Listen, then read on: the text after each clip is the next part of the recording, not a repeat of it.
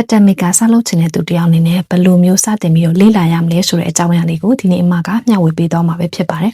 အဲ့တော့ flat pattern maker လေးတွေအမတို့စလုပ်ချင်တယ်ဆိုရင်အဓိကအမတို့ပထမဆုံးနံပါတ်1ချက်အမတို့ site တွေရဲ့အခြေခံသဘောတရားတွေကိုအမတို့နားလည်ဖို့လိုတယ်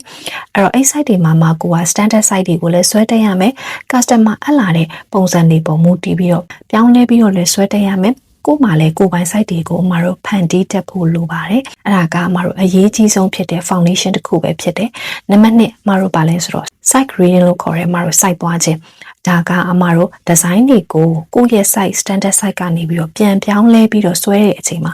ပခုံးတွေကိုမတို့ဘယ်လိုမျိုးပြန်ပြီးတော့ပွားထုတ်ကြတာလဲ level တွေကိုမတို့ဘယ်လိုမျိုးပြန်ပြီးတော့ချဲ့ရတာလဲဆိုတဲ့အပိုင်းတွေကိုသိရဖို့အတွက်ဆိုရင်မတို့ site grading ကိုမတို့တိတိကျကျနားလည်ထားဖို့လိုတယ် design တွေမှာအမတို့မသုံးခဲ့ရင်တော့အဲ့ design ဖြစ်လာဖို့အတွက်အမတို့က site တွေကိုပွားထုတ်တဲ့အချိန်မှာဒီ site grading ပညာရပ်ကိုအမတို့သိထားဖို့လိုအပ်ပါတယ်နံပါတ်3ကတော့အမတို့ဆွေးရင်pattern maker တယောက်လို့ပြောလိုက်တာနဲ့ဘာလို့ချုပ်တဲ့အပိုင်းကပါလာရတာလဲဆိုတဲ့မိကွန်းလေးတွေမှာတော့ရှိပါလိမ့်မယ်တကယ်တော့ pattern maker တယောက်ရဲ့လုပ်ငန်းထဲမှာsample ထုတ်တတ်ကြပါမယ်ကိုထုတ်လိုက်တဲ့ pattern ကိုကိုယ်တိုင်ချုပ်တတ်ကြမယ်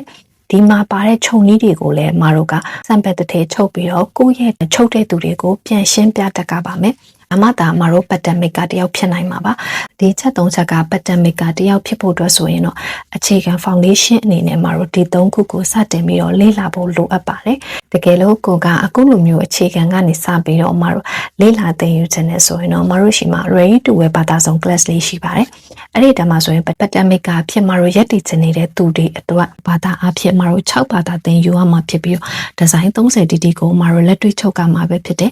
ဒါအပြင် pattern maker တယောက်မှာသိရမယ်တောင်းမှတ်သက်တွေပြီးတော့မတို့ဒီ site by site တွေပြီးတော့ site grading တွေ design ဖတ်နေတဲ့အခြေခံဆွေးရင်း technique တွေဒါတွေအားလုံးကိုမတို့တနေရာထဲမှာမတို့သင်ယူရမှာပဲဖြစ်ပါတယ်